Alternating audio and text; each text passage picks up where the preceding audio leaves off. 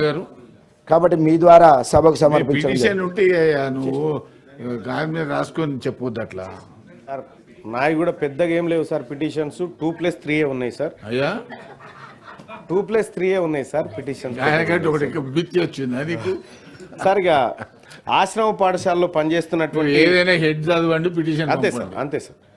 ఆశ్రమ పాఠశాలలో పనిచేస్తున్నటువంటి 339 మంది అవుట్ సోర్సింగ్ అకాడమిక్ ఇన్స్ట్రక్టర్లను కాంట్రాక్ట్ రెసిడెన్షియల్ టీచర్లుగా గుర్తించి ఆ సిఆర్టీల హానరోరియం ఇవ్వాలని చెప్పి వాళ్ళు రిక్వెస్ట్ చేసినారు సార్.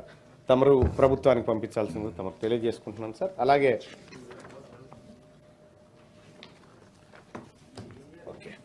ఇక యూనివర్సిటీల్లో పనిచేస్తున్నటువంటి పార్ట్ టైం లెక్చరర్లను అసిస్టెంట్ ప్రొఫెసర్లుగా గుర్తించడం గురించి వాళ్ళు నాకు ఒక పిటిషన్ ఇవ్వడం జరిగింది సార్.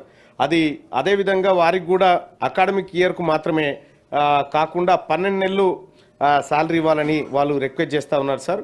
ఆ పిటిషన్ తమరికి పంపిస్తూ ఉన్నాను సార్.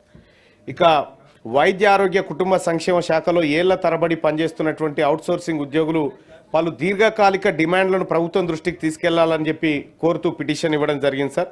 అందులో ఒక్క డిమాండ్ చెప్తాను సార్. అవుట్ సోర్సింగ్లను రద్దు చేయాలని చెప్పి చెప్తా ఉన్నారు సార్. అవుట్ సోర్సింగ్లను రద్దు చేయడం వల్ల ప్రభుత్వానికి లాభమే తప్ప నష్టం లేదు అధ్యక్ష. అలాగే ఇక ఇది మీరు ఎందుకంటే నా సొంత గ్రామానికి సంబంధించింది సార్. తుర్కపల్లి మండలం మాదాపురం సార్, యాదాద్రి భువనగిరి జిల్లాలో ఉంటుంది సార్. మండల కేంద్రానికి కావాల్సినటువంటి అన్ని అర్హతలు ఆ గ్రామానికి ఉన్నాయి సార్. గత కొంతకాలం నుంచి ఆ డిమాండ్ ఉంది. అలాగే ఆలేరు నియోజకవర్గంలో అటు రాఘవాపురం కానీ ఇటు మాదాపురం కానీ 2 మండల కేంద్రాలు కావడానికి అవకాశం ఉంది సార్. మీ నియోజకవర్గంలో 8 మండలాలు ఉన్నాయి. ఇంకొక 2 చేసుకుందాం సార్, 10 అవుతాయి సార్.